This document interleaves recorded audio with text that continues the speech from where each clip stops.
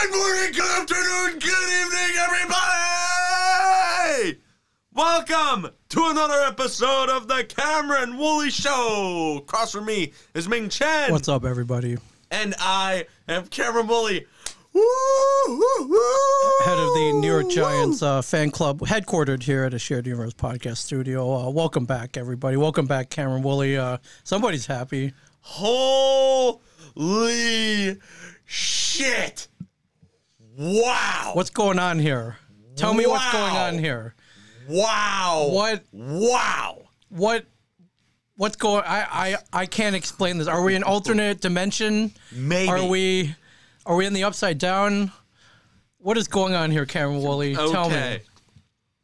What happened was the Giants somehow, with Colt McCoy as their starting quarterback, went into Seattle and stunned the Seahawks to hold serve with the name redacted for the first place lead in the NFC East. Screw you, Pittsburgh. By the way, the one time you don't cheat death. We'll get to that, but the 8-3 Seattle Seahawks might I mention going in this game. Okay, let me just say right now. At what's their place called? Not Safeco Field, but it's not. I don't think it's CenturyLink anymore. Whatever it is. I don't know. This place that gets really loud. They went into their house and they beat them down, and they won by inches, which we'll get to. But oh, man, New York Giants 17, Seattle Seahawks 12. How happy are you? How in disbelief are you? This is the biggest Giants win since 2016. There is no denying that. Because there hasn't been a lot of winning since 2016. No. They've been a joke. No. Ever since 2016, ever since that year, ever since the Bolt Party, they've been a laughingstock. Absolutely. And now, all of a sudden, they start 1-7. They're dead in the water. I think they're dead to rights. I think, oh my God, Joe Judge, the hard-ass head coach with the young team, they're not buying into his philosophy. Then they lose their, arguably one of the best running backs in the league, lose him, and then somehow something clicked. I don't know what happened.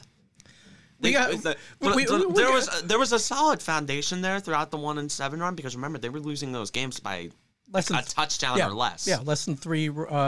Like, they were a couple of stupid Daniel Jones fumbles away.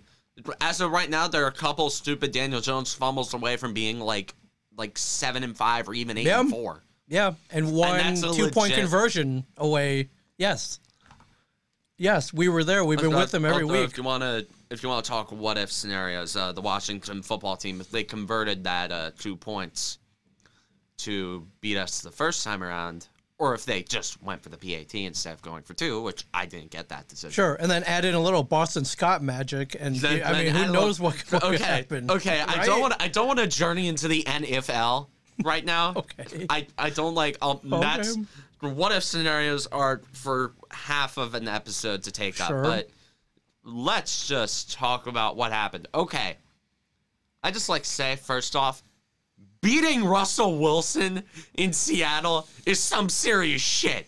It's big time. That Russell Wilson is big time. One of the best quarterbacks in the league. No doubt. At home, he's nearly unbeatable. Absolutely. And the Seahawks, as of right now, or going into that game, had the third best scoring offense in football. And Russell Wilson was in the running for MVP. The Giants single-handedly knocked him out. Right. For one. Yeah. But they stonewalled him. You don't just hold Russell Wilson to 12 points in his own backyard. No. If you do that, you're going to win. And roll your eyes at that. Yeah. You don't simply roll your eyes at this. I'm not rolling anything, man. Dude, this is incredible. This is nothing short of incredible. It really is. Although it didn't start out that way. It started out really weird because it was 5-0 at halftime. Yes. And as you said, a game of inches. That block punt doesn't roll as far as it does. It was 2 inches out of bounds, my friend. Yeah, 2 inches out of bounds. Thank you for looking that up. I didn't even consider that. But if the groundskeeper maybe didn't cut the grass that short that day, if maybe the moon's gravitational pull wasn't as strong as it was that day. Yeah, maybe if it was just, I don't know, check the Farmer's Almanac for that one. But right. If maybe, somebody didn't breathe the right way, it may have stayed in that end zone. The butterfly effect, something might have happened. I don't know. Champions League is going on right now. Something might have happened over there. That was crazy, and I can't even remember the last time this year I saw a block punt. To be honest with you, so maybe you probably remember because you. The Giants have probably got a punt blocked once or twice this year. I don't know, but this was amazing. Anyways, let's make a quick little summary. First quarter, Seahawks go up 3-0. They kick a field goal. Yeah, first drive, kick a field goal. And I'm thinking, okay, that they're in this. Blocked punt. I'm gonna skip the Colt McCoy interception. It's just another off the hands of Evan Engram pick. It wasn't even McCoy's fault. No, not at all. Not at all. It was deflected. It was a bounce. Yes. And then that blocked punt made it 5-0, which even though it's like, oh my God, such a bad play, such a demoralizing thing to happen to you. But then at halftime, next thing you know, after all of that, it's only a 1-score game. Right. And then third quarter, a few minutes go by, and then Wayne Gallman just let's give a hand to him for this game. For sure. Dude, Wayne Gallman. Absolutely. Wayne Gallman just again. Took off, man. Again, I've been saying he's been running with a purpose. You know what I mean? What? He has been running hard. What has gotten into him? And he had a 60-yard run blocking. That's what happened. The offensive line started to function as a unit. Andrew Thomas stopped being a swinging door and instead turned into a brick wall. So maybe that helped. Okay. Maybe just a smidge. Maybe I have a clue. I love it, man. Maybe I have a clue. But then on that drive, next thing you know, it's Colt McCoy handing it off to Alfred Morris. What year is this? He powers through for the touchdown. Where did Alfred Morris come from? He's been on the team for a couple weeks. I don't know. He was alleviated from the practice squad. He's been on the team the entire winning streak. So okay, that's good.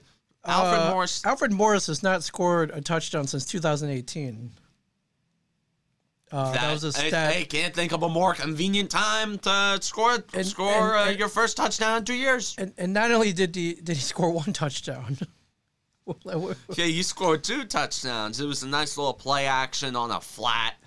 And then Colt McCoy just kind of dunked it in there. For a touchdown. It, man. Next thing you know, it's 14-5 Giants. In the third quarter. And then Graham Gano kicks a field goal. Holy shit, 17-5 Giants. Right. I'd be like, what's going on here? I'm stunned. You gotta be out of your mind at this point. I'm stunned because I'm like, oh my God, going into this game, I thought the Giants were gonna get creamed. I thought they were gonna get castrated. 24-3 at this point, maybe. I'm going in, it's like, okay, Colt McCoy going in. I'd be happy if the Giants made it a game. Right. Wow, you're right. Look at that blocking. Wow, he just took off, man. We're watching the Wayne Gallman. Yes, dude, look at that blocking. Okay, let's do it. Okay, Cameron Woolley film analysis. Go back to the. Okay, let's go back to the beginning of it. Go back to the beginning. Okay, here. so hands it off. Right, next thing you know, perfect swing by the left, by the left side of the offensive line, and then that gives them the hole. Wayne Gallman. He's running. Turns on the Jets. He's got holes to run through. Dude, he's got no one around him. These are legit holes. These aren't just little cracks and crevices. They're holes. This is insane. Look at how much daylight he's got here. Look at that, dude. Just he's got guys Shane to follow. Lemieux and Andrew Thomas. Hats off to them. That was a perfectly executed swing to the left. Perfect. Hats off to them. Perfectly executed. There's I'm seeing a lot of single back twin tight end sets. Now I'm seeing the Giants run out of, and they're running with confidence. You know what I mean? They're running with confidence. It's so clear. like, you know, when you look at the line of scrimmage, and I'm a fan. I'm not some kind of film analyst. I'm not some kind of, like, I'm not some kind of offensive coordinator. Right. I'm not a coach. However, You can look at the line of scrimmage. You can look at a pre-snap, like, you know, when the quarterback's under center. You can tell it's, okay, they're running it here. right. And then when you have a good offensive line and it's so clearly, obviously telegraphed, it's like, yeah, we're going to run it right here. And you know where they're going to run it, and then they run it there, and next thing you know, they get a few yards. And that is what a good offensive line can do for a football team. Right. And I've been killing to see this for years. This is just hard-nosed, good old fundamental football that we are seeing on the offensive side of the ball. By the way, 16 carries, 135 yards. 135 he yards. does this every game. Like they're going to win. He runs. I'm telling you, man, he's running with a purpose. He's running hard. He is feeling it. Love it. He's running well. And Alfred Morris, he's running the ball in. He's catching the ball in. He's doing great. He did his job. He did his job. The total rushing yards for this game for the New York Football Giants, 190 rushing yards against the third best run defense in football heading into this week. That's great. Can they keep this up? Can they keep this up? They've been running really well. They have been. They've been running really well, and I guess that's what you need to do with a quarterback who's not going to win you a lot of games. And it's working. It's working. It's good fundamentals. You establish a run game. Next thing you know, that opens up the play action. Yeah. When the defense respects the running game, that opens up so much with the play action. Oh, for sure, yeah.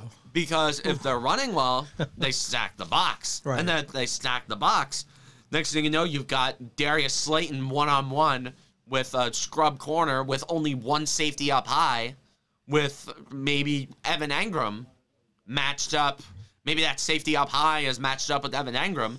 And then the play action, everyone baits to the run. So that safety up high, next thing you know, he comes in a little low. He has to cover Engram. Yep. And then all of a sudden, the play action, everyone bites, and then that opens up so many avenues. Yep. I've always been a fan of the play action pass, but to have the play action pass available in your playbook, on your menu, right, and have the other team fear it. You must establish a run game, and that's what the Giants have done. Now that's enough for the offense. Let's get to the real reason the Giants won this game. Oh my God! This defense. What can we say about this defense? Again, they smothered Russell Wilson. Smothered him in his backyard. Yes. Which, this is tough for a team like the San Francisco 49ers and LA Rams to do. The New York Giants did this. Yeah. Seamlessly. On the travel, jet lagged probably. Oh, but for sure, yeah. They're all jet lagged and jet lag, COVID restrictions, and all this stuff. They're a lot probably of things. jaded as hell. Right. And there was so much good from this game. Something that you gotta notice. I remember I had a chat with my dad about this. Like yesterday or a couple days ago, we were talking about the game, and we were talking about how they played. Russell Wilson, you know, that roll out of the pocket, they played that perfectly. When Patrick Graham is going out scouting for head coaching jobs, which I'm sure at this point it's a guarantee that he's not staying with the Giants for long. Okay. But when you look at this game and what they did to stifle Russell Wilson okay. Tell me if you've ever heard this in your life. Okay. And this isn't one of those jokes, tell me if you heard this. All right, put it on This is me. a legit tell me if you ever heard this. Tell me if you've ever heard the Giants successfully run a QB spy / contain play. I've not heard that, no. So, yes, when running quarterbacks that scamper out of the pocket typically kill the Giants. Right, they played it perfectly. And there were guys making plays on this defense. Nico Lalos was undrafted. He was making plays. He recovered a fumble. Carter Coughlin was a 7th-round pick. Tay Crowder, who had a sack in this game, was Mr. Irrelevant. Jabril Peppers, who had a sack in this game and a few passes defended, was seen as kind of a weird chip in the Odell Beckham trade. Now all of a sudden he's making big plays. Logan Ryan was a cheap end of summer signing. Now he's leading free safeties in NFC Pro Bowl voting. Isaac Yadam, where the hell did this guy come from? He's suddenly silencing Tyler Lockett. Yeah. And James Bradbury, what else can you say about him? Yeah, DK Metcalf, look up DK Metcalf's numbers from this game, because this is probably the best game that our receivers had against Bradbury all year. And that's not really saying anything. Okay, look at the Seahawks. Look at the Seahawks stats. DK Metcalf had 5 receptions for 80 yards. I mean, I thought he was held to a lot less, but I mean... Hey, man, he didn't end up in the end zone. He didn't end up in the end zone. And he held him to 5 catches. Yeah. So, I don't know. I'm cherry picking, but again, Bradbury... And I don't want to take credit, but we've been talking about Leonard Williams a lot. And ever since we started... The New York Football Giants defense registered 5 sacks. 2.5 of them from former Giants Silent Bob Secret Stash guest Leonard Williams, who had the big play on the final drive on 3rd and 10 to force 3rd and 18. And he... Okay, can I just say something really funny? Seattle brought in Chad Wheeler in the 4th quarter. And I think, like, the first, like, drive he plays on, he gets absolutely bulldozed. Here we go. Okay, so we're watching the Leonard Williams huge play, sack 3rd right and now. 10, 4th quarter, In 53. Giant territory, Leonard Williams blows through. Yeah. And sacks Russell Wilson. Yeah, huge. That was the biggest Giants defensive play in years. Huge. Now, you know, let's look at this little stunt play. And we'll bring this up later. There was another team that was almost in the same position that got burned and lost the game. So okay, we'll get to that later because that was hilarious. Okay, but Leonard Williams gets the sack. Gotta love him. Okay, let's look at the Giants defensive highlight package, but as they're showing the replay of the nice little stunt play that they ran. Look at number 99. There were a lot of great plays. There were a lot of great plays that Patrick Graham ran to, kind of confuse the offensive line. Right. And we're looking at another Leonard Williams. Another Leonard Williams sack. Look at this. Look at this. They were dropping a bunch of guys back in the coverage. Look at that spin move. That spin move. Look at that. What did he lose, like 20 yards on that play? Dude, he had nowhere to throw. He had nowhere to throw. Also, a guy I forgot to mention, Darnay Holmes, 4th-round pick, got his first career interception. Nice. And Tay Crowder, again, Mr. Irrelevant, suddenly emerging as a starter. Carter Coughlin, haven't heard this guy's name all year, 7th-round pick out of Minnesota, and I believe the nephew or great-nephew of Giants legendary head coach Tom Coughlin.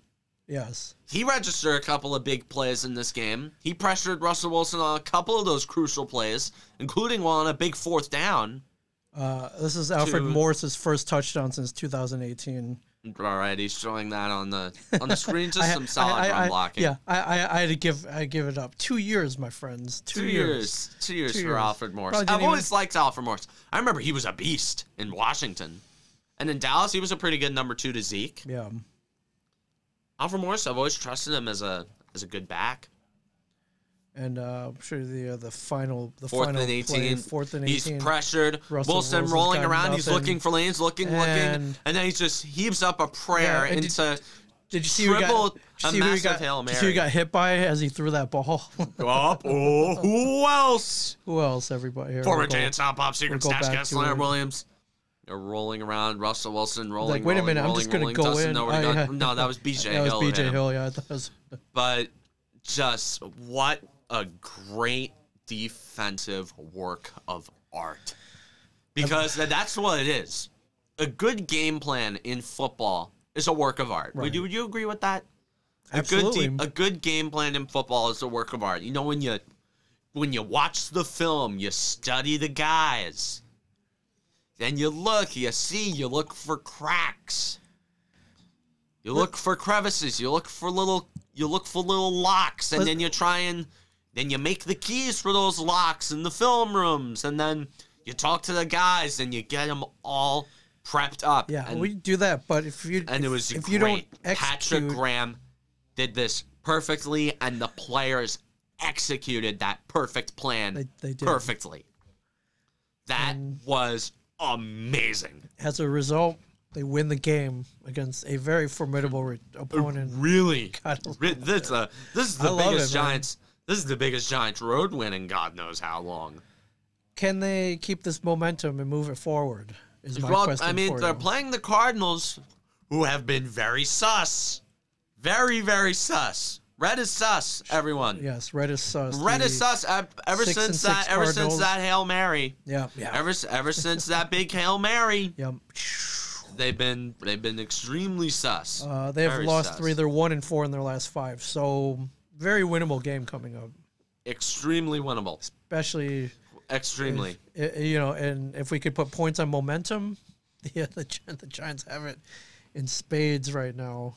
Absolutely. This was a team that looked dead in the water weeks ago. I was screaming about how Daniel Jones was a disaster, about how Dave Gettleman needed to be fired, and all of this just needed to burn down, and we needed to start from scratch again.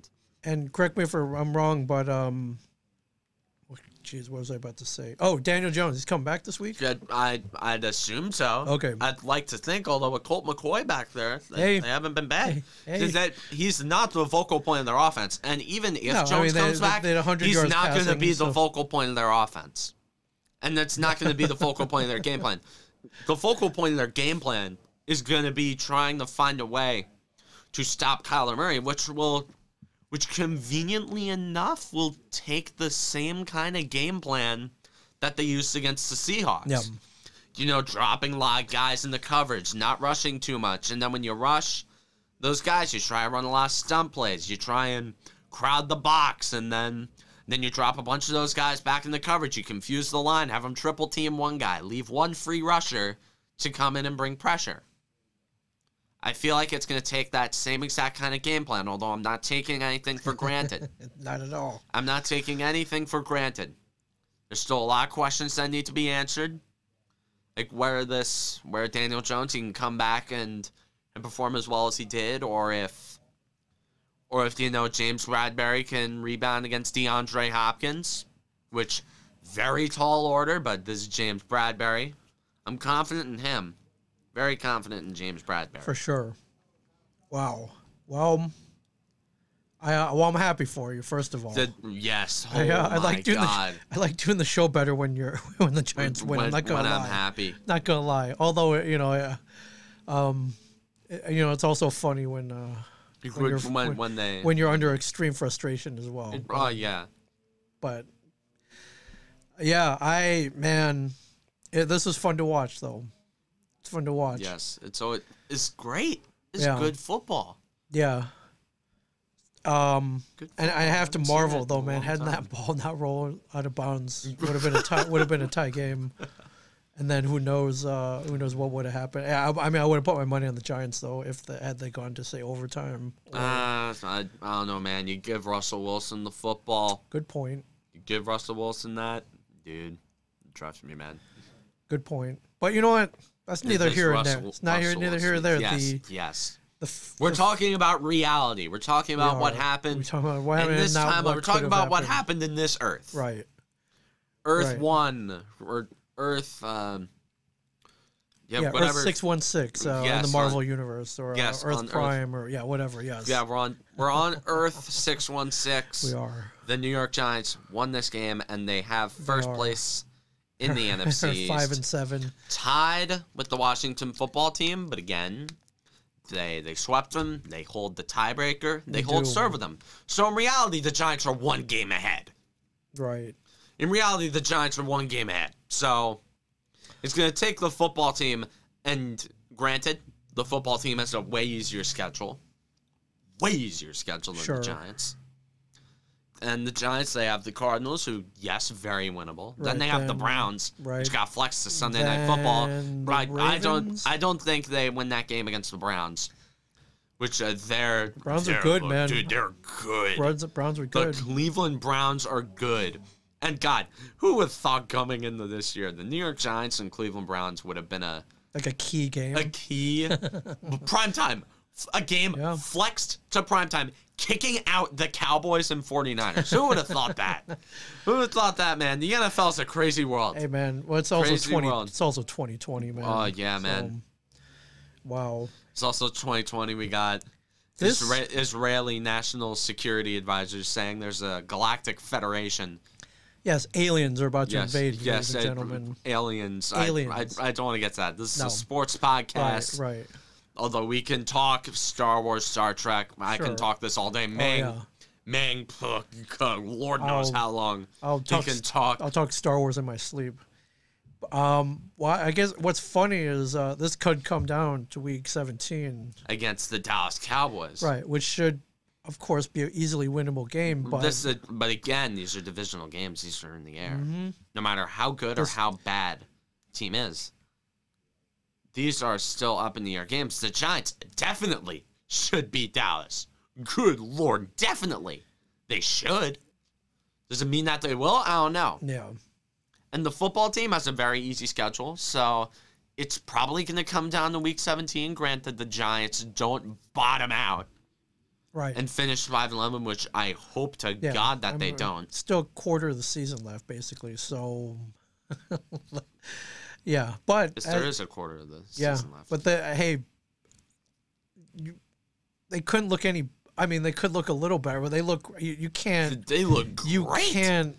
These guys look great. You can't ask for anything more right now, I believe. This is amazing, man. This is the best Giants football, again, I've seen since 2016. Yeah, whoever, maybe put a curse on all the other teams, whoever, maybe did some kind of blood ritual. I don't know. If maybe somebody sold their soul, I don't know. Thank you. Something might have happened. Well, thank you for whatever that was, thank you. Yeah. Well, as always, I'll be watching.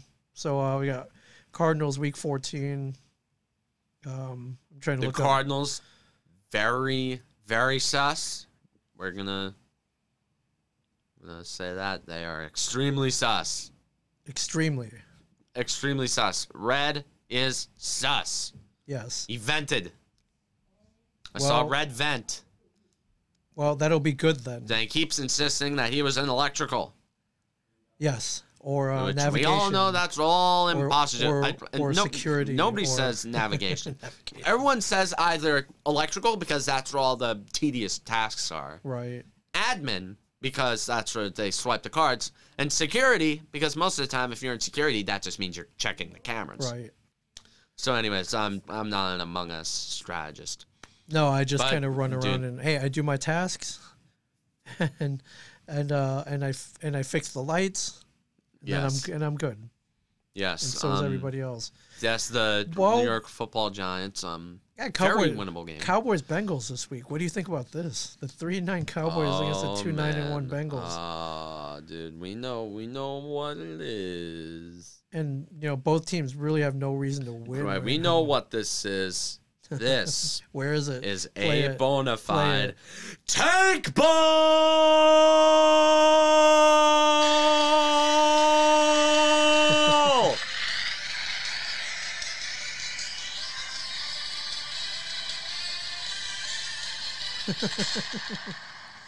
Thank you, Urinating Tree, former Cameron Woolley Showcast Urinating Tree, for that glorious, glorious soundbite. Yes. Great episode this week in Sports Ball that launched. Urinating Tree is on fire right now. For Cameron Woolley Show alumni, Urinating Tree is on fire right now. If you're not following him on Twitter, or watching his YouTube videos, I advise you to do so. His Pittsburgh Steelers lost to the name redacted. The name redacted team, yes. Yes, for sure. That team. That team. God, who would have thought that the NFC East would have come down to a nail-biter between the New York Giants and the Washington football team? This is why sports are great. You never know what's going to happen. You never know what's going to happen. So bad. Which absurd matchups do you want to? Good. Okay. Let's just look at the obvious game that you're hovering over. I am. Let's go. And that you mentioned earlier, the New York Jets, stay ahead in the tank for Trevor Lawrence, by making one of the worst defensive play calls I've ever seen. Okay. Just look at that. Look at the replay. I am pulling. I have to wait for this egregious 30-second ad because I knew everybody was going to watch this. Nobody. Come on, man. Nobody cares about the AT&T girl anymore. No. She was a meme for like 5 minutes. Right. It's all right. Here's the 10-second countdown. But yes, what and I. Yeah. I think you jinxed the Jets. If you go back and follow Cam Woolley show on Twitter. Oh my God. I said that they were about to do the thing. Right. Yes. Okay. So pause it for a second. Okay. Go back to the huddle. Okay, we're going back to Cameron Woolley, the film analyst. Okay. Let's see how many guys they have in that box. Pause it. They have 1, 2, 3, 4, 5, 6, 7. They have 3 low safeties within 10 yards of the line of scrimmage. Right. Okay, now, if those safeties and that linebacker drop back into coverage with 13 seconds left in the game, yes, then, maybe that would have made sense. But roll the tape a little further. Okay.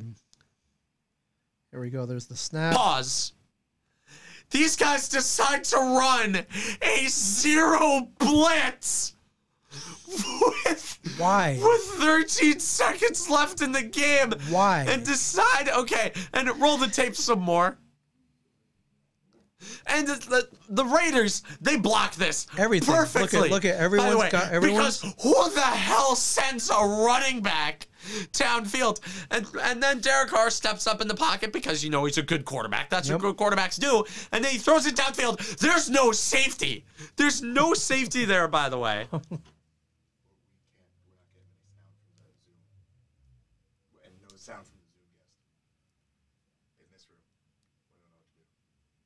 Oh. Yeah. Like, I tried everything.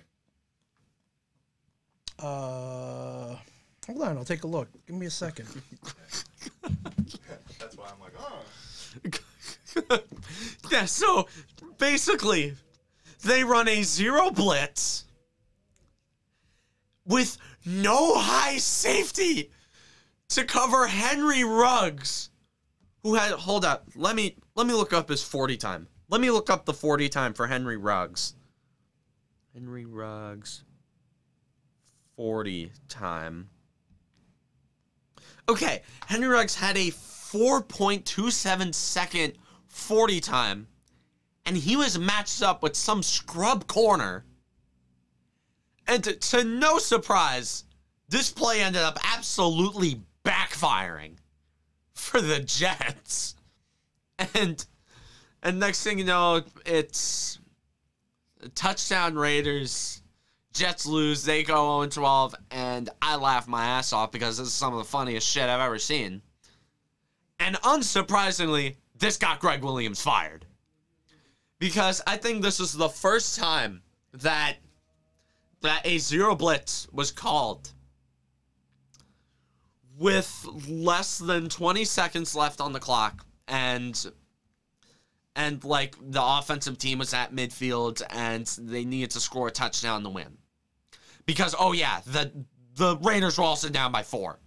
So all the Jets needed to do was play basic prevent defense, where they teach you that in Madden. When you play Madden, Ask Madden tells you to run prevent or man up 3 deep. on this one. They tell you to run some variation of some tense umbrella coverage that goes at least 30 to 40 yards downfield. Because, oh yeah, the Raiders also had no timeouts. What kind of, in whose brain does this make sense other than Greg Williams? I'm a 16-year-old jackass who runs a fledgling podcast, who has maybe 10, 20 viewers on a good week. And I could call a better play than this. What kind of embarrassment is that? And now the reaction I've seen from Jets fans is happy, but also sad. Because when they're not on Twitter, they're probably in their living rooms, probably pissed off as hell. Because I'm not buying the facade I'm seeing from Jets fans saying, "Woo, we're 0-12. We just got gashed on a really easily preventable play. Woo, yay!" Jets fans aren't thinking this. Let's get real. Come on, man. Jets fans aren't thinking any of this. They're thinking that they got gashed and they got embarrassed and the entire country is laughing at them for the 13th week in a row. In no world do Jets fans want to see this other than their public persona on Twitter. I was just in the middle of a funny. Funny. So anyways, yeah. So basically, they had to summarize it for you, Meng. They had no safety up high, and they had some scrub corner matched up with Henry Ruggs, a first-round draft pick who had a 4.27 40. A guy who is notorious for running fast in straight lines.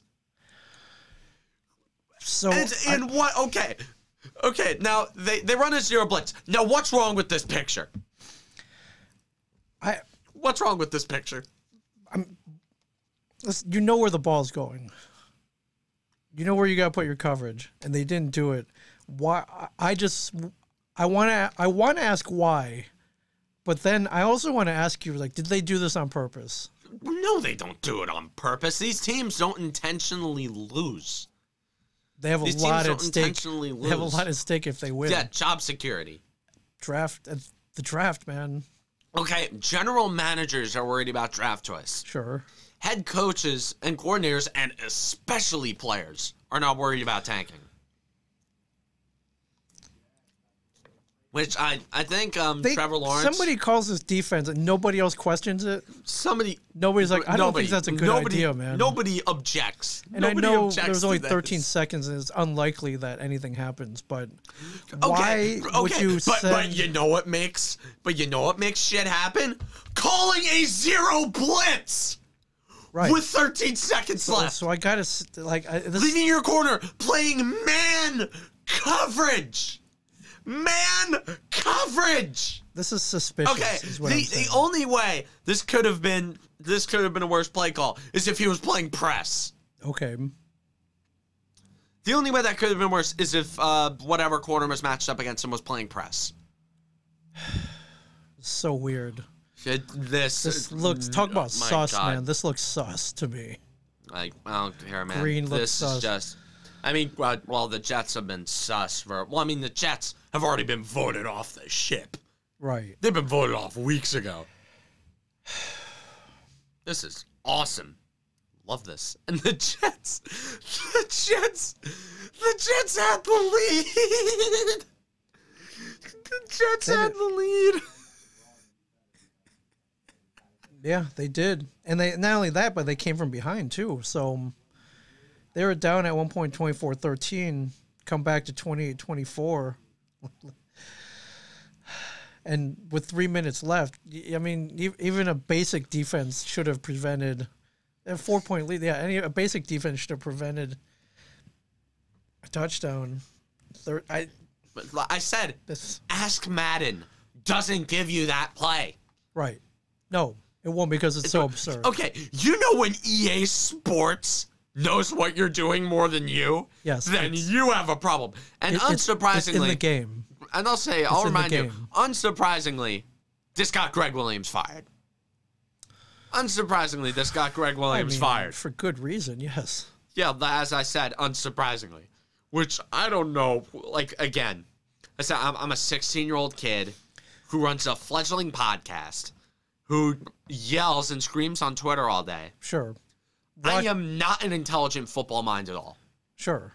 I've never played football with a helmet on. We'll put it that way. I've never played organized football in my life. Right. But we know. I can call infinitely better defense than that. And by infinitely better defense, I just click square. Right. And it's just on prevent. I click triangle for Ask Madden. Right. And then I click square when it says either man up 3 deep or prevent. Right. Yes. You don't hit like all out blitz. Like send everybody. You don't run engage 8 on this play. What were they thinking though? Like what advantage do you have by? I don't know. I cherry pick a lot from bad teams. I've been a Giants fan for years. I'm a huge Devils fan as well. Sure. I cherry pick everything I can from bad moves. Right. But there's nothing. Like, have you ever seen such a blunder? There's nothing that justifies this. Have you ever seen such a blunder? There's absolutely nothing that justifies this. No. Only the Jets can do this. Literally the Jets. Yeah, well, they lost. They're 0-12. And yeah, at this point thank God the Knicks are in town. Because Steve Cohen bought the Mets. Right. So they're out of the picture for New York Locals. Right. Yankees are the Yankees. Yankees are the Yankees. Giants are starting to turn around. Giants are starting to turn around. They might make the playoffs. The Jets? The Jets? Not so much. They're awful. And the Knicks, well, they're the Knicks. We know everything about the Knicks. Right. Yeah, dude, just no earth is that play call the right play call. No. Well, and as we saw, yes, it didn't work out. So, and no way.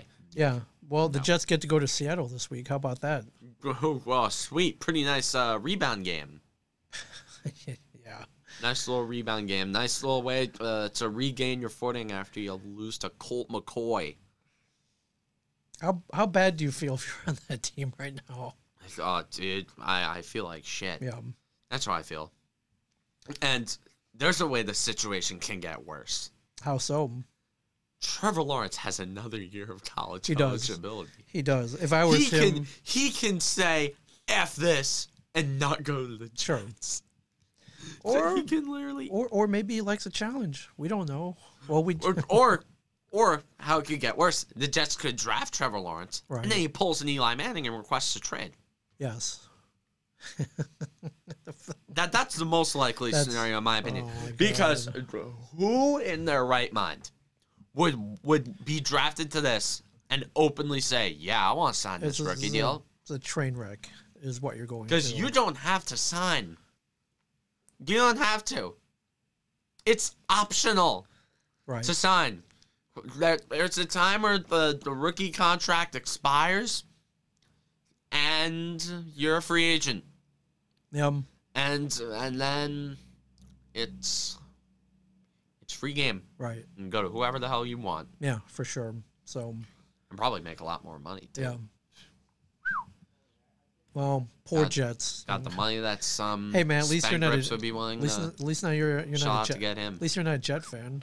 Could be worse. Yeah. So it's always worse. We're not Jets fans. Right. I see where you're pulling up right now. Des Bryant. Yeah, I don't know if you saw this. Okay, Des Bryant, a guy who is notorious for not being able to catch things. Well, he caught COVID-19. He caught COVID and tested positive just half an hour before kickoff. Right. On Tuesday night, and the NFL somehow allowed them to play this game. So right, but now somehow they're allowed to play now this. if I'm reading right, he's done for the season. He's like I believe I believe he said he's not playing. Yeah, he's not playing He's not going to play the rest of the season, he says. He's done. He's done. He's done. Yep. Doesn't want to do it. Which, I mean, I guess I can't blame him, but that, yeah, not good. Not good. This, this freaking virus, man. Man, just so much screws people over. Yeah. I don't feel bad for Des Bryant. It's Des Bryant. The guy was a former Cowboys wide receiver. He was a dick. Yeah, he really wanted to play against his former team though and show him up, and pulled him from the lineup. Yeah. And he's like, he tweeted, "Yeah, I'm gonna go ahead and call it a quit for the rest of the season. I can't deal with this." It's Antonio Brown levels of well, yeah, he didn't like throw a bike through a window or whatever AB did. He didn't throw a bike through a window. Yeah. He was my point is he's tweeting right. a lot. Stuff that he shouldn't be tweeting. He did throw a bike though, right? Not through a window. Yeah, he threw a bike. I'm assuming he threw a bike at something or whatever. Yeah. Or he vandalized a camera with a bike. Possibly. Oh no. Yeah. Yeah, that's Des Bryant for you, everybody. Des Bryant. Give it up for Des Bryant. Yeah. I also don't know if you saw the big Michigan-Ohio State game got canceled. Wow. They were not. Dude. Basically, that is. Whoa. Yeah, basically Michigan's got double-digit exposures or infections. They don't have enough players, so they can't do it. And Michigan and Ohio State won't play football for the first time since 1917. Yeah, I mean, unfortunately for Michigan, it's at least they can't lose now. Yeah, at least right? they won't lose to Ohio State. That pains me to say it, but at least they won't lose. However, Ohio State has had 3 of their games canceled because of COVID, and dude, but they're still going to make the playoff. Well, you know that the NCAA, that those writers, they're going to give them an Indian burn and have them put Ohio State in the playoff. I'm reading that might not happen. They set some kind of rule that said if you cancel more than 3 games, that. Oh please! They're gonna bend the rules for Ohio State. That's what I was saying. They're gonna bend the rules, definitely. That's what I was saying, but And yeah, dude, Ohio State, Michigan. That's huge though. Well, again, that's also in a very big spot where COVID is. It says COVID's currently ravaging the Midwest. This would make them ineligible for the Big Ten title game. This cancellation, but they're gonna make the playoff anyway. Right. That they're gonna make the playoff. They're gonna pull some kind of way because the NCAA they're one of the most greedy organizations out there. I'm not doubting you at all. So I'm not doubting you at all. But still, but this is huge though. Dude, this is Michigan, huge. Ohio State. One of the biggest, arguably the biggest rivalry in American sports. 1917, so it basically went through a couple of wars, a couple of world wars, terrorist attacks on our country, a few proxy wars. Yeah, so terrorist attacks. Yeah, a Cold War. Right, and if I'm not mistaken, the Spanish flu was 1918, right? So they survived that. They played through that. Well, everyone played through the Spanish flu. Yeah, I guess so. But not this. So this should, if you weren't aware of how big this virus is. They saw Russia. Okay, we're going on the history references. They saw Russia try to implement democracy 3 times and fail. Yes. Yeah. But this stinks. I mean, I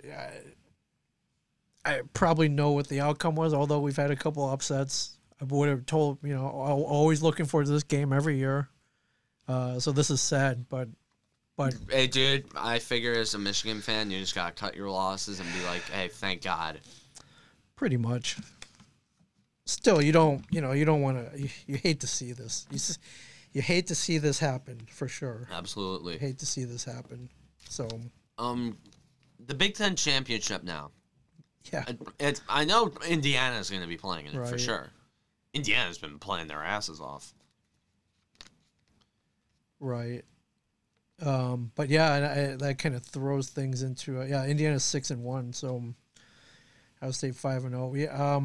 Then everybody else is It would be Indiana and Northwestern. yeah. Indiana Northwestern's 5-1. Man, what a mess though.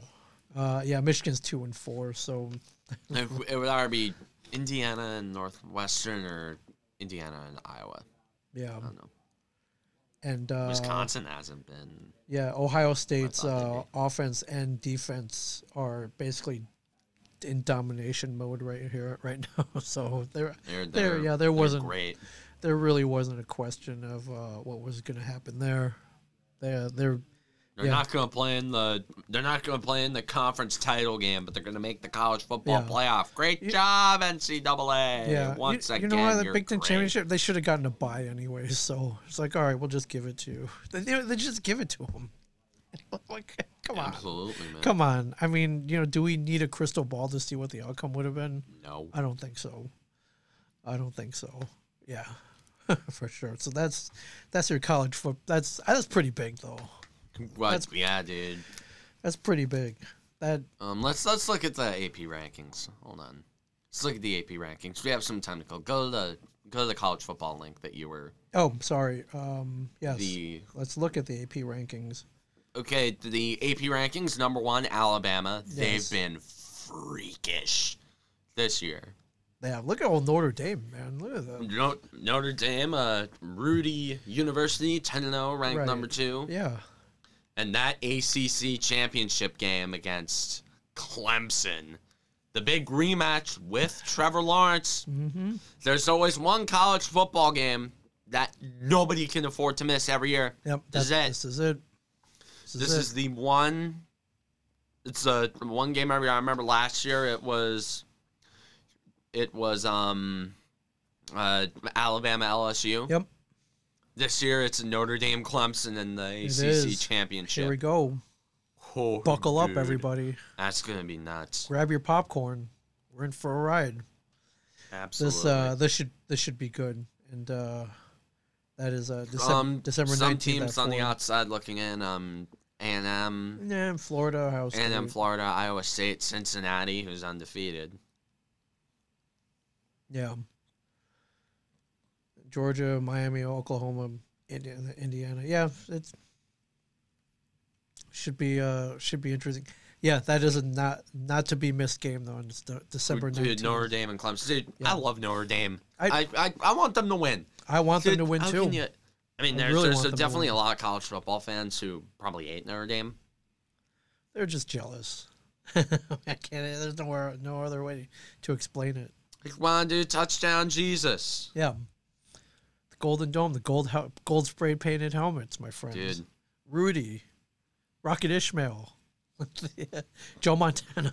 I'm just Joe Montana went to just- Notre Dame. I'm just naming names now. Quentin Nelson, he Yeah. was great. I think he went to Notre Dame. Yeah.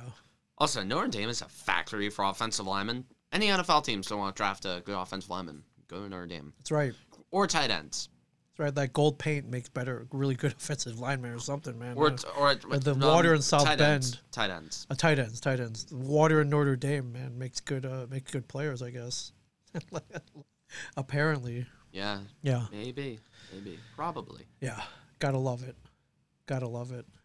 Where do you want to go to now? You want to talk about hockey and the restart January 13th? Hockey's restarting. Supposedly. I jinxed them into restarting the league. You're welcome. You did. I guess they've come to an understanding, and I guess. although did I hear that is Batman going like the players have to pay back some of the lost revenue? Is that what I'm hearing? I don't know. Okay, if that were the case, then there wouldn't have been a restart. That's a good point. If that were the case, there wouldn't have been a restart because we January know how 13th, 56 game season. It's 8 more games than the lockout season in 2013. Yeah. Right. I like 56 is a pretty decent gauge out of 82. Yeah, 56 out of 82. It's a good That is a percentage. pretty good way we can gauge how good teams are. Right. Most of the teams that are in playoff spots at that time usually make the playoffs. So we're looking at in about a month. We starting. Yes. Did they say anything about a preseason? I don't know if there's going to be a preseason. Dang, I like preseason. Yeah, I like preseason because that's where we see the Devils win games, and then we get all optimistic. Yeah, they get optimistic. It's like, oh man, they went like 3-0 in the preseason. Oh man, we went 3-0 in the preseason. Oh yeah, bring Lord Stanley to Newark. That's right. Start engraving the names now. Engraving the names, man. It's coming back. They previously said January 1st, push it back to the 13th. Yeah, how likely do you think this is going to happen? It's sounding good. Yeah, it's sounding good. But it's probably going to happen. Yeah. I'm saying it's probably going to happen. Yeah. And I want to see, and don't get me wrong, I want to see the All-Canada division? No, not. I don't want to say. I mean, the All-Canada division, definitely. But, oh, God, the New Jersey Devils, we're going to be stuck in a division with the Bruins. The Devils play like shit against the Bruins. You mentioned that last week. You cringed as you mentioned that last week. It's probably going to come true. Yes, they traditionally do not play well versus Boston Bruins or the Carolina Hurricanes or the Columbus Blue Jackets. The Columbus Blue Jackets. Yeah. Well, this is a huge step forward, though. At least, they're gonna, yeah, I'm excited. By the way, the reverse retro jerseys sold out. They're gone. I'd assume they're gone. Our comp ones probably got lost in the mail because I haven't gotten them yet. Adidas, man, you know the address. You know what? Just come on, man. Yeah. I see you have Kevin Smith's address, right? Though. Yeah. Yeah. You have Kevin Smith. What about the other comic book man? Yeah. He's on that poster. We are. He's on that poster. Come on. We went up to Did they make a cereal after Kevin Smith? No, they did not. Did they make a cereal after Kevin Smith? Right. No, they did not. Right. Yeah. No, they did not. Yeah. We even went up to the Rock and shot an episode up there. That was fun. Skated with Danico. Oh man, that must have been fun. That was fun. Dude, Danico, he's got to be like in the booth. He's hilarious. Yeah, in real life, he's more hilarious. Like, oh, Kenji, you look at what Kyle Palmieri did down here. He takes it right on the tape, and he rifles it home. Great stuff. Great shots from this New Jersey team. They're working. Yeah, dude, I can't get enough of some of these jerseys, man. The Devils weed jersey, that's growing on me. I like it, man. The weed jersey. It's grown on me so much. I've gone on record. The charm of how bad it is. I've gone on record. Yeah, I think they're all sold out, man. $180. Yeah, $180. That's about what a regular one is, right? Dude. Yeah. Hockey jerseys. No, I like the shade of green. Like a choice PS5 or a yeah, right. Or a hockey jersey. Yeah, it's like It's like, well, I'm gonna have to take the PS5, Alex, for 500. Yeah. Right. Like, go back. I just want to marvel at some of these jerseys. Oh yeah, we did a review a couple weeks ago, but. Which ones I hate? Dude, the Winnipeg Jets wasted potential. Also, the Vancouver Canucks. What wasted potential? Dude, go with like the old stick, man. Dude, go with the old ones, like the '94. Those jerseys. Go with the Pavel Bure. Yeah. Well, I mean, I think in Trevor general Linden we jerseys. agreed that they hit more than they missed on these. Yeah, dude. For the most part. Dude, I don't even think they're showing the Avalanche jerseys. Oh no, it's there it is. There it is. That's probably that's the one of the best hockey jerseys. Yeah, ever. either Nordique or the where's the Whalers one. I love that one. I love the Whalers, man. That one's got to be long gone. I didn't even see it on the listing here. They probably bugged out the site. Oh yeah, all the bots got them. They switched from the PS5 to the Whalers jersey. Yeah, they're scalping them off for 1,000 a pop. Yeah, for sure. For sure. Like, you know that there are like people getting doxxed on Twitter because they're scalping PS5s. Hey man, if and they're actually getting robbed, which I mean they deserve it. They absolutely deserve to get robbed. If I had for one, scalping off PS5s. If I had one, I'd probably sell it in this day, in 2020 in this economy. Yeah. When you're gasping for every dollar you can. I think that you just take the safe bet. Which hey man, if someone wants to pay a couple $100 extra, and they need it for Christmas, supply and demand, man. Capitalism. Yes, good, stringent American capitalism. Yeah, for sure. That's what you do. You for sure. Scalp off. Speaking of capitalism, anything from the hot stove? Actually, the virtual winter meetings are going on right now. So there should be some good. I don't hear anything on the DJ front. The Mets are making some moves. Apparently, they are. Will they get George Springer? I'm hearing it's very close. Okay. That the Mets are getting Springer. Will they make a play for Trevor Bauer? They'll try to sign him. Okay. They will definitely try to make a push for it. Oh, here, definitely, for sure. I saw this the other day. I don't know do you follow Steve Cohen on Twitter? Oh my God, dude! What the hell is that? That was cruel. That was just not good. Yes, this isn't. Where's Steve Cohen's Twitter? Well, anyways, here we'll go to people. Here, Steve Cohen Mets. Yeah, Stephen Cohen. Stephen A. Cohen too. Tweeted on December 7th. You want the good news or the bad news? And what time did he tweet this? Okay, he's toying with Mets fans. On 2 days ago. So it's a Monday night. You just got home from work, maybe ate dinner, you're settling back, you check Twitter, and your newly signed GM with $14 billion says, you want the good news or the bad news? What is going through your head? What is it? I think the good news, holy shit, they signed Springer. Okay. Bad news? I don't know what the bad news is. Maybe the DeGrom's getting Tommy John or whatnot. Yeah. But what the hell, man? This is not this is not good. Cool. You're toying with your PR. You're toying with your fan base. First, it was cute. It was, oh my God, dude, this guy, he's not out of touch. Right. This is the most, okay. If you looked at Steve Cohen's Twitter account, you would not think that he was a $14 billion net worth hedge fund. Yeah, he's kind of a goofball. Hedge fund guy. Dude, he's just a guy. Right. He's a guy who happens to have $14 billion. Right.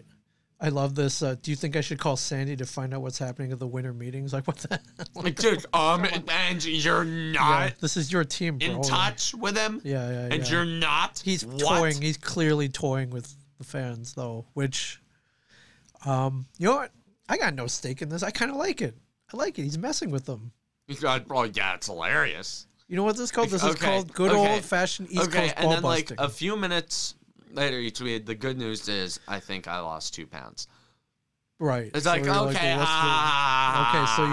what the hell? What was like the bad news is, yeah, I traded DeGrom for a bag of baseballs or something. Like, but the bad news is I got nothing to report. Things are developing slowly, so hang in there. That's not bad news. That's not bad news. You could just tweet that out. Things are developing. And he's not tweeted since then. Yes, yes, for probably good reason. Right. His PR team. But talk about pulling people's chains, though, man. Dude, come on. That's not cool. That's not. Come on. Is this what we expect from the Mets ownership? You know what? Guy likes to have fun, though. I mean, so you know what? Have fun spending. These aren't the wool ponds. Have fun spending money on blue chip free agents, then. Yeah, have fun, man. Yeah. Dude, but what else do you have to laugh at? That your second baseman got suspended for a whole year? Like, yeah. Yeah. I mean, anyways, but this is but I gotta say this is pretty mean, though. Yeah, dude, that's not cool. Yeah, men, women, and children in blue and orange, waiting on pins and needles. Waiting, just in suspense. I gotta seeing who they're gonna sign. 8:43 tweets. You want the good news or bad news? Then at 1 minute later. 1 minute later, the good news is I think I lost 2 pounds.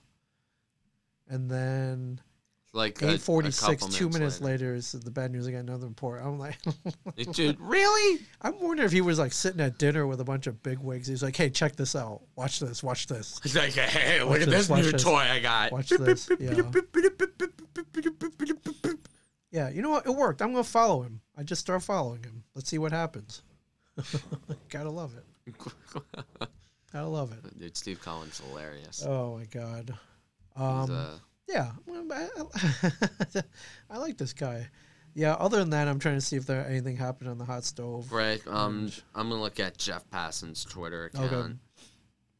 Ooh, Mets nearing deal with James McCann. That's well, James McCann, really good catcher. yeah. Really good. So it Really good. sounds I like like they're them. out of the Real Muto lottery.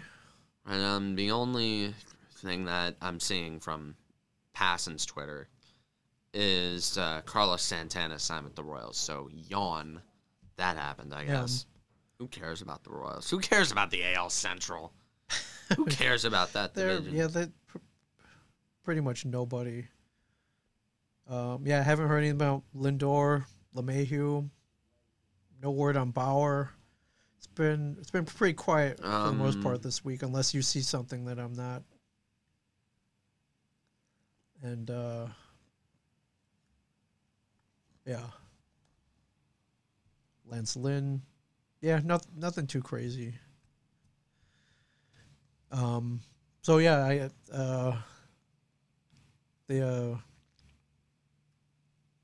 everybody else has been staying put for now. It looks like. I don't. Yeah, say Cash. Yeah, say Cashman said he had good news. What do you think it would be? Does Brian Cashman even have a? Okay, Twitter Brian account? Cashman doesn't have any social media presence. Smart. He's Brian Cashman. He's a GM. He's supposed to lay low and be a GM. Yes. Yes. If he tweeted, "I have good news," I'd think, "Oh my God, you finally shelled out the money to re-sign DJ LeMahieu." Yeah. For sure. But no, I haven't signed him yet. I mean, what else do I have to say? What else do I have to say regarding the DJ LeMahieu front that that hasn't been said already? hasn't been said? Dude, come on. Pay the man. Just pay the man. Pay the for man. the love of God. Give him the 5 years that he wants. And I'm seeing ownership start to prepare excuses. It's like the Yankees are operating on a budget, although this is Andy Martino reporting this. He's pretty much the New York version of Bob Nightingale. Right. But, dude, there's no... What world? Okay, Luke Voigt said that DJ LeMahieu's going to return, but again, everyone says Luke that. Voigt ready to gamble that DJ LeMahieu returns. Like, yeah, Luke Voigt's got money to gamble with. Luke Voigt seems very confident that LeMahieu will be back in 2021. If I was gambling, man, I want to put my money on DJ coming back. I think he wants to be back. I hope he's back because he's one of the best players in baseball, one of the best hitters I've ever played with. I want him in pinstripes for the rest of his career. That's nice. Yeah. That's cool. Whether it happens or not, that's another story. But it's not Luke Voigt's checkbook that's got to be opened. No, up. put some of your checkbook in there. Yeah, defer your salary and Good. Yeah, man, defer your Yeah, salary. you want it to happen, that'll definitely make it happen. Yeah. Right? Especially, yeah, that's probably not happening. So, all right. Well, I'll keep watching. We're in December though, man. It's getting. Dude, just Clock is ticking. it's getting really irritating. Clock is ticking. Really irritating. If And SMY's Andy Martino noted this from an article on Yahoo Sports that the Yankees are, quote, working on a budget this offseason due to losses taken because of the pandemic last hold on. season. The words Yankees and budget, like I don't put those That two together. shouldn't work. That shouldn't go together. I don't put those two words together. That's all I'm saying. But all right, a budget. The Yankees should never work on a budget. The Yankees. Okay. On a budget. Well, I've said this a million times, but Okay. the boss were still alive. Yes. The word budget didn't exist, Tim. You did not. Well, and it worked out for him. Yeah, you want to. Well, granted, there's not early on. I mean, for while. every Reggie Jackson Sure. and Paul O'Neill, Right. there is a Dave Winfield. Yes. Although Dave Winfield was good, he was really good for the Yankees. He just didn't win a World Series, and that's how. That's how Steinbrenner. Poor Dave Winfield. Poor Don Mattingly. What are you gonna do? Well, I'm pulling for you, dude. I also believe LeMahieu should be in pinstripes. Even if he's gonna, you don't want him in pinstripes. even if he's gonna Orioles, kill man. the Orioles, but He kills the Orioles. he does. Well, then you know what? They should just pitch better to him, or not. That's a lot easier said than done. Or not pitch to him at all. So, yeah. Is there anything in the mailbag? I forgot to do it. This Oh, okay. No sweat. Yeah, but dude, Hal Steinbrenner is so cheap. He's cheap. Nothing can justify this, man. It's cheap. The Yankees being cheap. Cheap, I Never say. thought I'd see the Cheap. Never thought I'd see the day, but again, it's a very weird year. I've heard fans say that they're unironically gonna protest at Yankee Stadium. Oh, about LeMahieu or ownership About in general? LeMahieu, both. Wow. LeMahieu and ownership. Wow. I mean, I've heard stories. I mean, God bless them. I don't know if that would change anything. You'd think like, hey, they're right. They're right. We should, give me that budget. Just rip it up and throw it out. Yeah, I mean, if they don't resign DJ LeMahieu, I probably won't go to any games this year. Really? I probably won't. If they don't respect my money. That's how mad you would be. Like if they don't respect my money, Right. and if they don't respect the other fans' money enough to where they can respect, because again, this is fans. We invest in this team. Every $10 flat beer that a fan gets at Yankee Stadium, they're investing in the team. Yeah. And if they don't care enough about our investment into this team to do something and this isn't even about going out and getting Trevor Bauer. I'm not demanding the moon here. This isn't me demanding that they'd sign Garrett Cole. Right.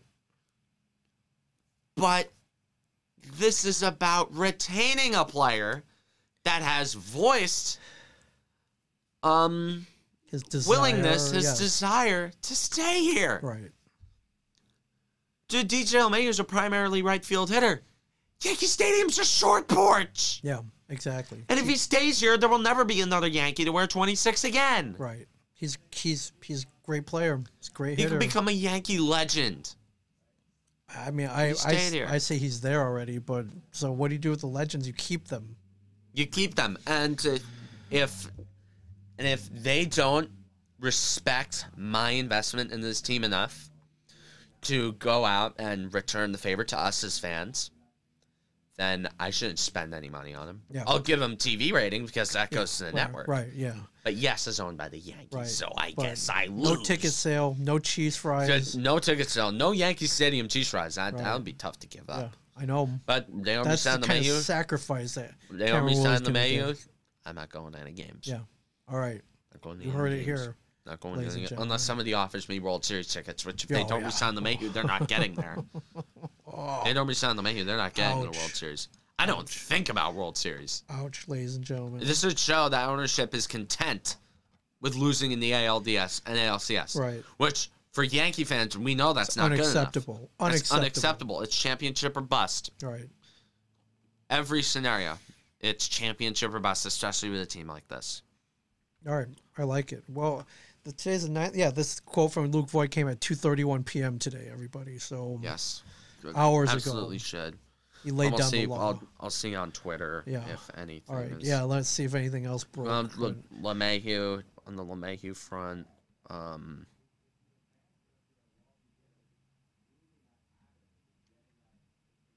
Yeah. there's Nothing. Yeah, well, we're heading into the holidays, so although the virtual winter meetings are going on, so there's got to be something coming up in the next week.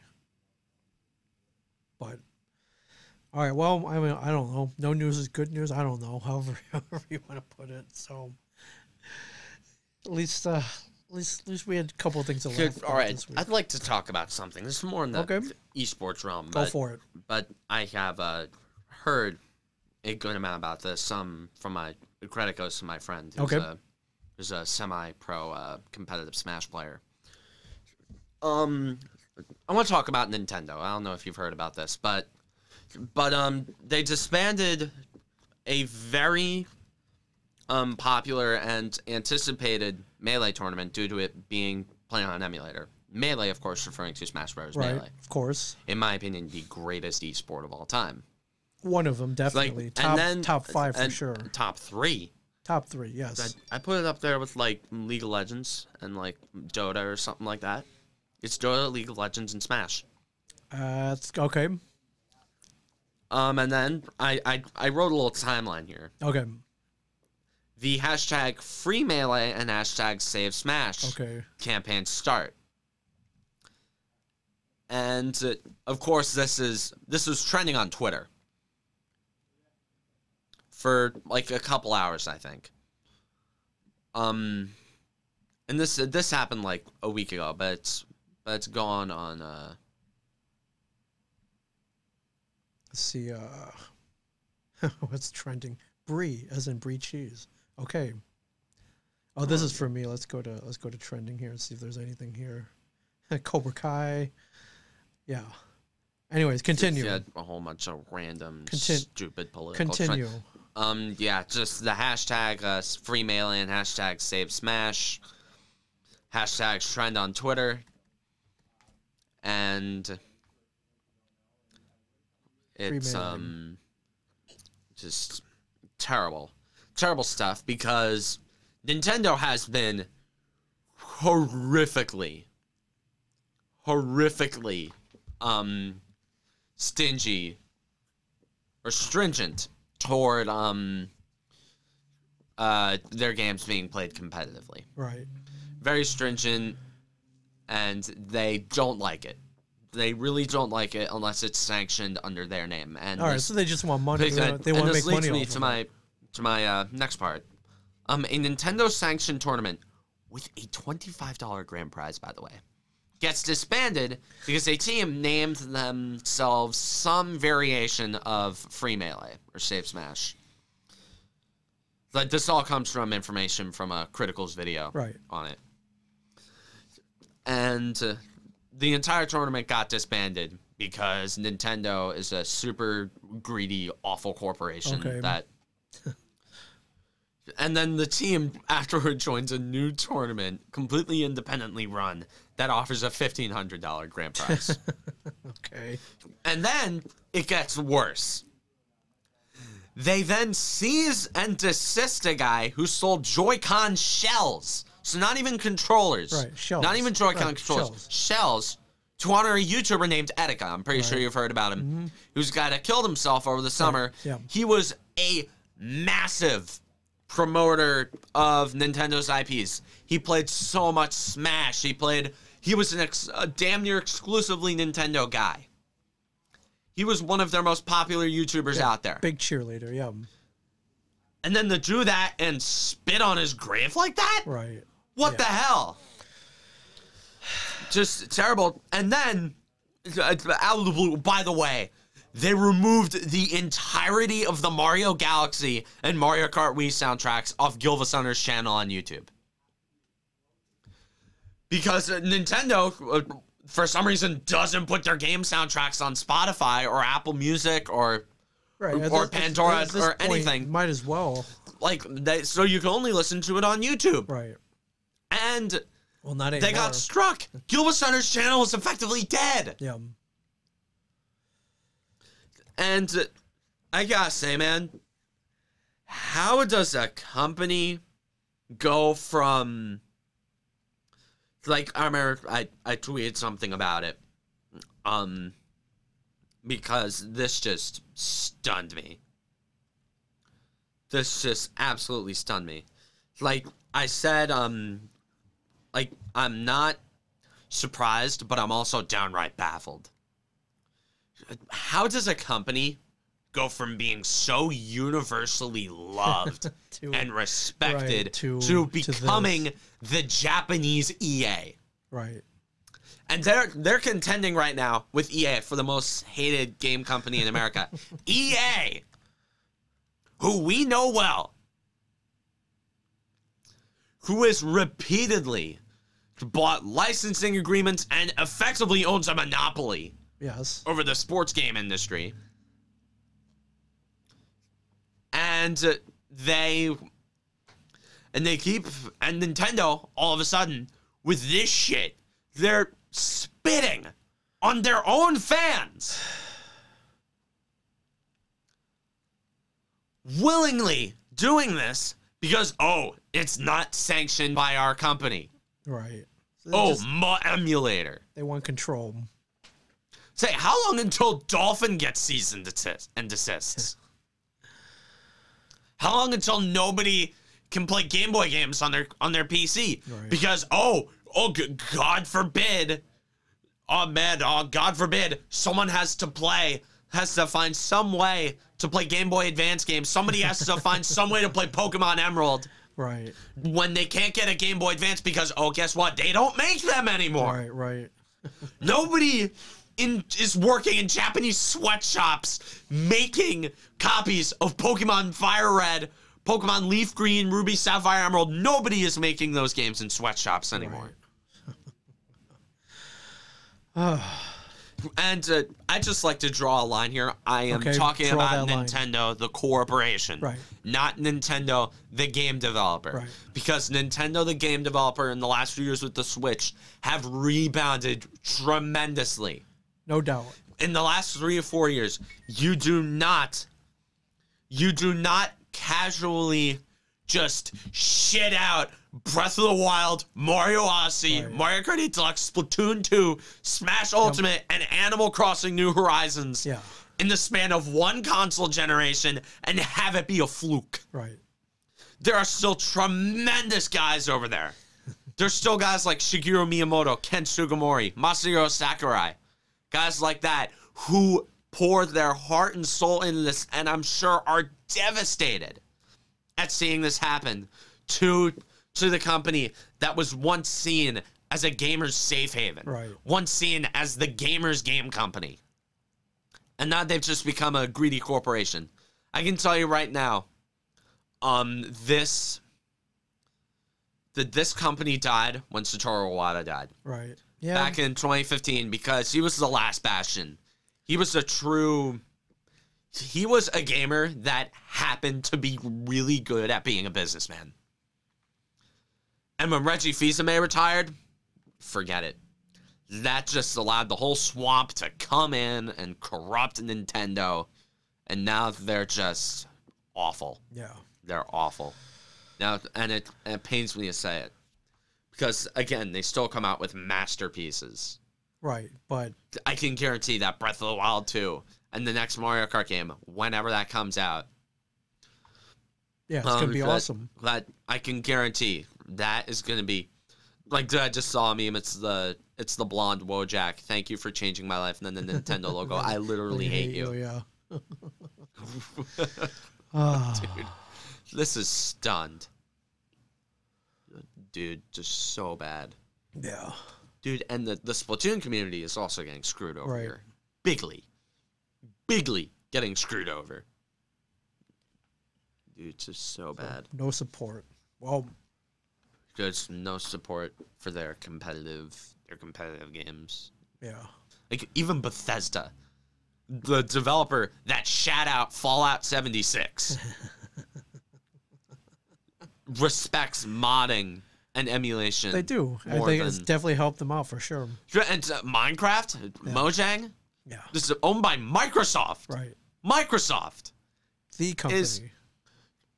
Is starting to embrace their creators and the stuff that they've created and are starting to put it into Minecraft. I don't know if it's Java Edition or Bedrock Edition. Right. They're probably putting it in Bedrock Edition because they're desperate to get people to play that garbage port of the best game of all time, in my opinion. Yeah. So. It's such a shame. Because this is that childhood icon for me. Because I grew up with this. I grew up with the Wii. Mario Galaxy was how I learned, like, astronomy. Yeah. My first astronomy class was Mario Galaxy. I didn't know what a galaxy was until I played Mario Galaxy. I didn't know what multiple stars were until I played Mario Galaxy. I didn't know what black holes were until I played Mario Galaxy. Well, you just learned everything about science from Mario Galaxy. Yes. I love it. To be fair, that's all the average person needs to boot up Mario Galaxy. Yeah. I learned about the concept of gravity in Mario Galaxy. Shit, man, that's where I learned about all of my basic astrophysics. Mario Galaxy. And to think that the same company that made that turned into this. Yeah. Oh. This abomination. We will see what happens. This is just terrible. We will see what happens. Iwata's not coming back to life anytime soon. Yeah. And Reggie, who knows if he's going to come back to this. There's real passionate. There are still guys over there. But I doubt that old-ass Shigeru Miyamoto. Also, dude, he's got to be hurt right now. He's watching Mario. Effectively his kid. Right. Because when game developers or writers make main characters, they kind of grow close to them. Oh, sure. Like with George Lucas, you think him watching The Last Jedi, you think because him watch it, like what they did to Luke Skywalker. I don't think he was having a good time doing that, no. Dude, just because that's like his kid. Yeah. And Shigeru Miyamoto's probably watching Mario being turned into the video game version of Mickey Mouse. Yeah. Who is the biggest corporate mascot out of all corporate mascots. Right. So bad. Yeah. So bad, dude. It's saddening. It's saddening. And I'm still probably gonna buy a good bunch of their games. Yeah, I know. You will. Yeah, like Mario Kart or Breath of the dude, Wild 2 comes out. Breath of the Wild 2 comes out. Oh shit. Yeah, it's over. You know I'm gonna be buying that. I do. Yeah. They're just so bad. So bad, man. I can't. Again, just whatever the hell happened to I don't know. I don't know, dude. Trailblazers and I don't know, dude. All right. You got anything else? And let me see if anything dropped.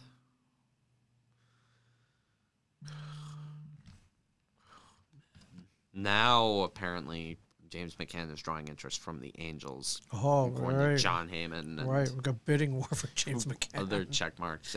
Yeah, that's. I'm not gonna get into that. Bidding war for James My McCann. my throat shot. Yeah. All right. Anyways, from Ming Chen and a Shared Universe Podcast Studio, I'm Cameron Woolley. Don't forget to like, subscribe, ring that notification bell, share, follow my Twitter. And as always, stay classy, New Jersey.